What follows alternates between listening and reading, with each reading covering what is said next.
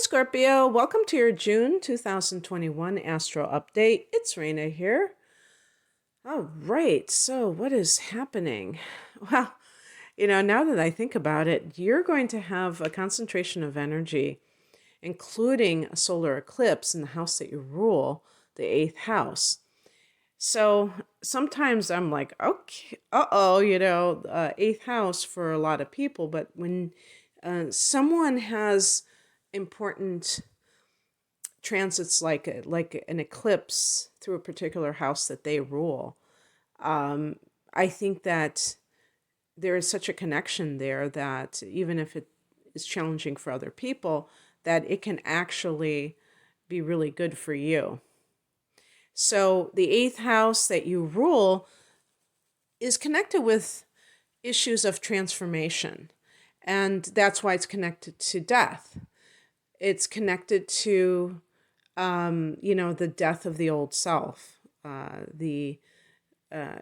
Obviously physical death can be a part of that, but it is certainly not the only thing.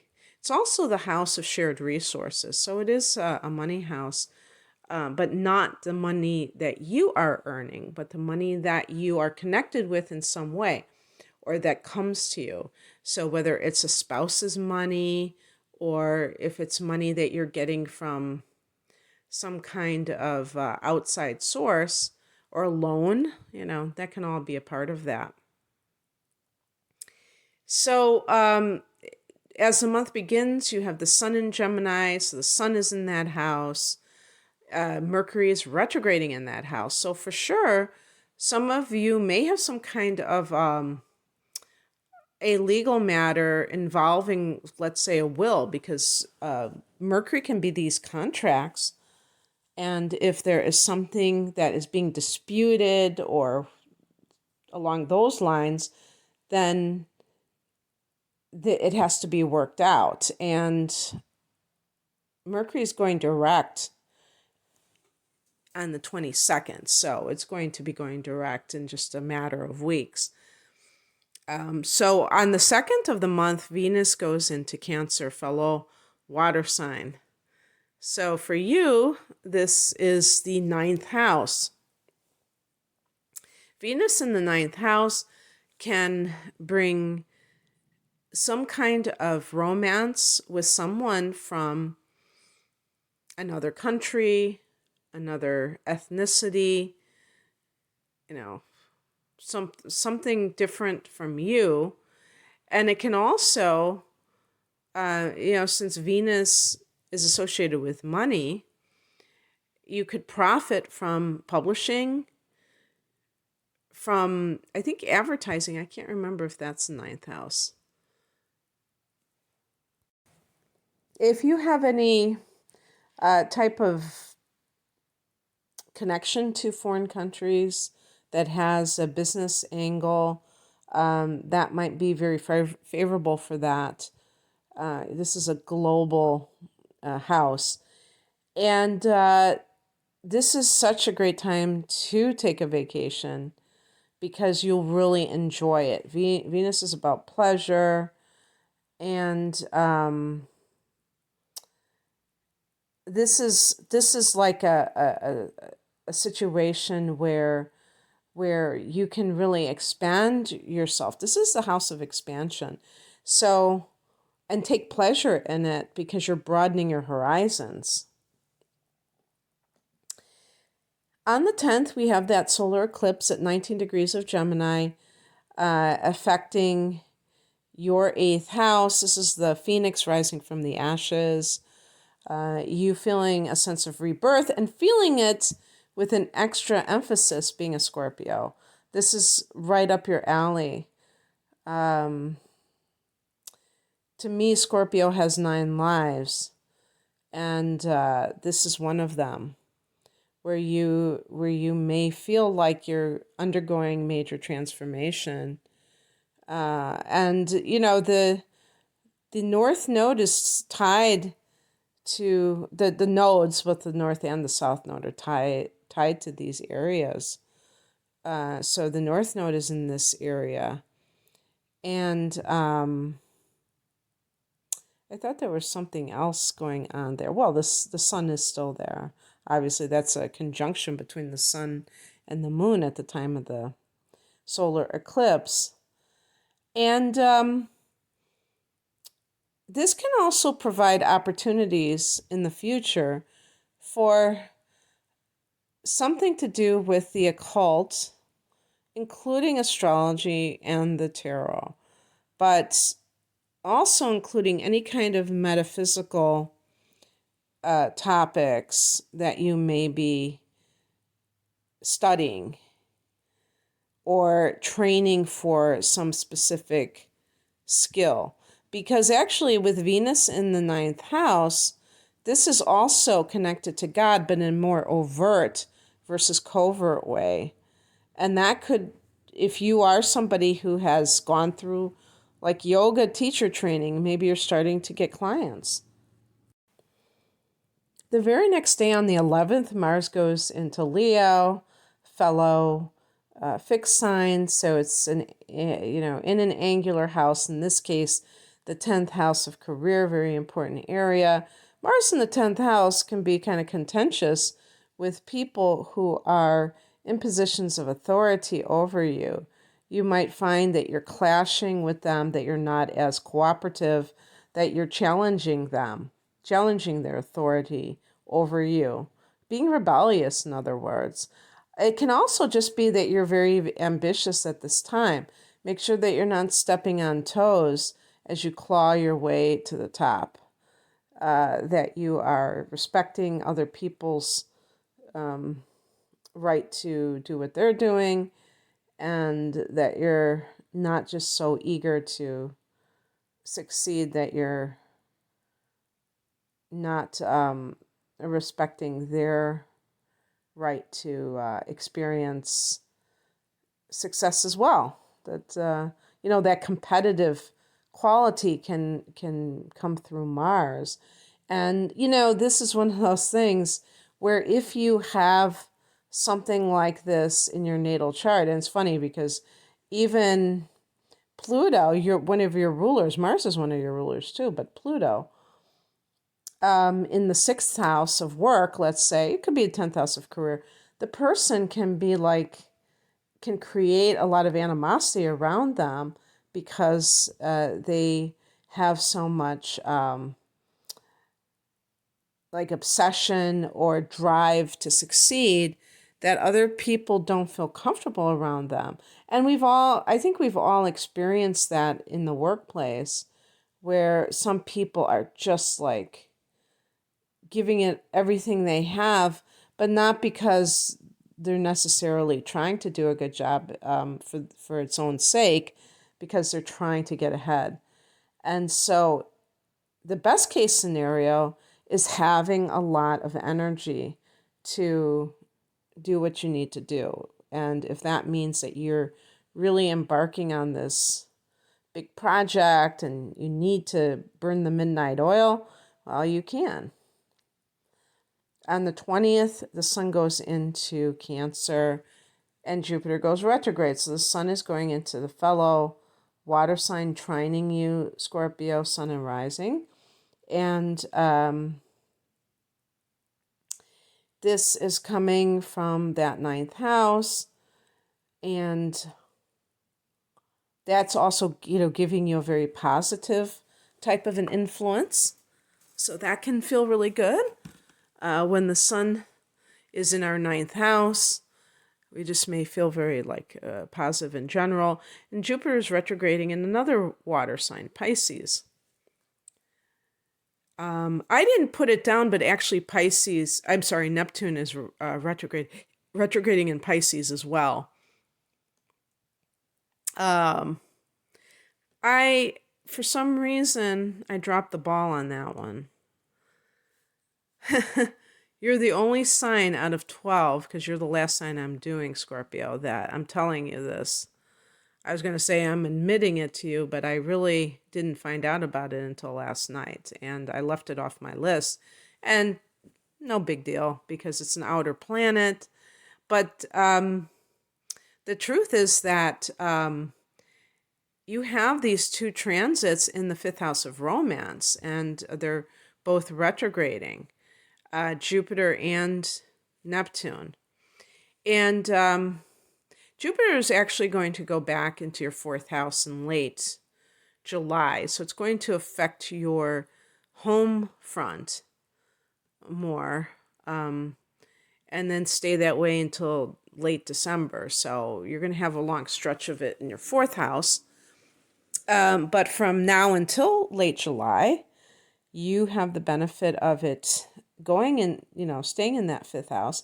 And I say benefit because since Jupiter is such a positive influence, even when it goes retrograde, it can still bring you some kind of lucky, expansive present. And it just is something that you missed out on the first time around, perhaps. Let me see here exactly what date. I think it was like June 25th. Okay. So, Neptune is retrograding on June 25th at 23 degrees of Pisces. So,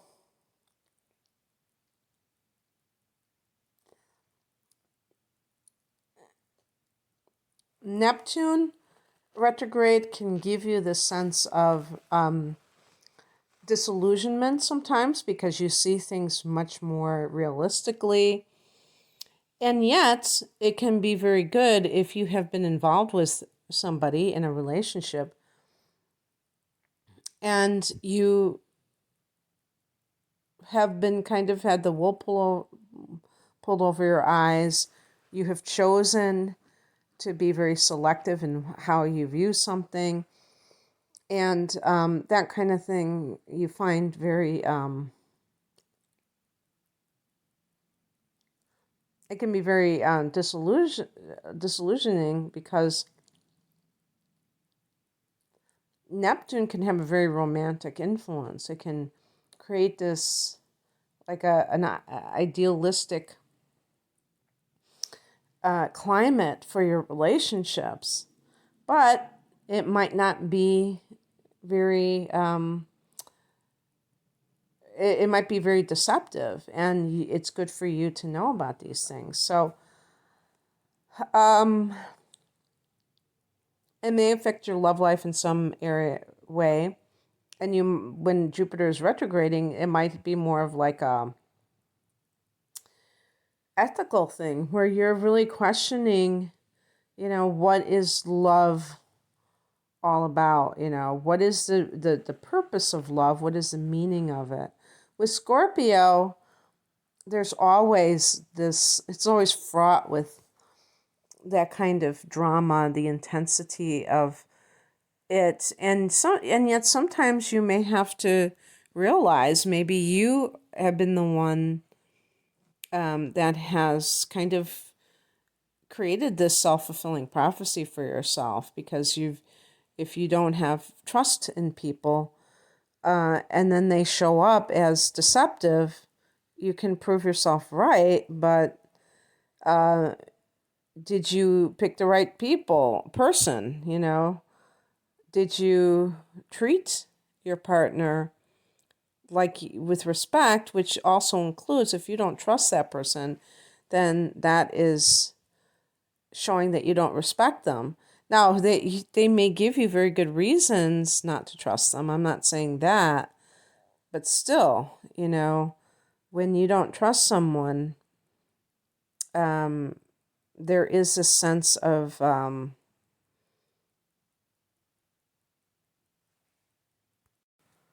not being able to get very close to them. On the 22nd, Mercury goes direct in that 8th house. And the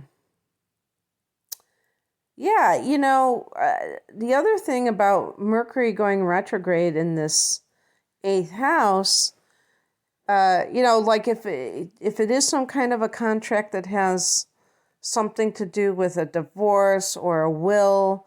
That could be what's going on, and that's being disputed or just kind of having to be rewritten in some way. But also anything to do with, like, if you've been rethinking getting a loan because perhaps you are not sure you want to do something that you thought you wanted to do, or you say, why do I need to put so much money into this? Like, is there any way I can do these things on a shoestring? There might be, different reasons, like if you're trying to get a business loan, something like that. But something is going to start becoming clearer and clearer as it connects with other people's money or what you want to study. Actually, I think I read somewhere that Mercury retrograde is a great time for research. And the 8th house is all about research. So I would say especially of a metaphysical variety. On the 24th, we have a full moon at 3 degrees of Capricorn. And that can certainly be nice for you because Capricorn forms a friendly angle to you called a sextile. And it is coming from the 3rd house of communication, your thoughts, your mind. Full moon can, bring you that cosmic download that gives you that sense of being able to move forward or gain clarity on some issue. You might be finishing some kind of a training or a teaching assignment. And the 3rd house is also the house of siblings, and by extension, aunts and uncles and cousins. Now, a full moon can bring awareness about something, but it can also bring endings, can bring things to a head. So if you've been having an example that might be a bit more challenging would be if you have a sibling who, let's say you are having some kind of will that, probate issue, and that you've been kind of like trying to iron out, and you find out that a sibling is really behind the scenes trying to pull strings and deceive others. Full moons can bring out secrets and things like that, and you might be like, okay, I'm done with this person because that was the last straw for you. So in that scenario, I'm always of the opinion that we should be forgiving, but in some cases you have to forgive from afar, because if you have too much to do with some way, they just keep screwing you over one way, and they're very creative about it too, how they screw you over. But you might just be, that's it, I'm done with this person. I wish them well, but they've screwed me over one time too many, and I just can't do it anymore. Or at least you're on high alert that this person has that capacity. That might be kind of disappointing, actually, because you might have assumed that they were a lot better than that, but money has brought out this ugly side of them. On the 27th, we have Venus going into Leo, and so Venus going into the 10th house, that can be good for money, connected to your career. Maybe you're getting a raise. Maybe if you own your own business, it's doing much better. This is great for your reputation. You can gain popularity. So that can help business matters if gaining popularity, or help career matters. People in positions of authority, which is the 10th house, are wanting to help you. So that's another thing that can happen during this time, where you are being helped by people who have the power to advance you. So that can feel really great. But definitely this is an area of popularity for you, Scorpio, and your day in the sun. and, looking favorable, having a favorable reputation, and others may rave about you. Who knows? You might find love through your career. Okay, that's what I have for you, Scorpio. I hope that you enjoyed this. If you'd like a personal reading, you can click on the link below to see the types of readings I offer. I'm at rainamoonastrology.com. Thanks for listening. Take care. Bye.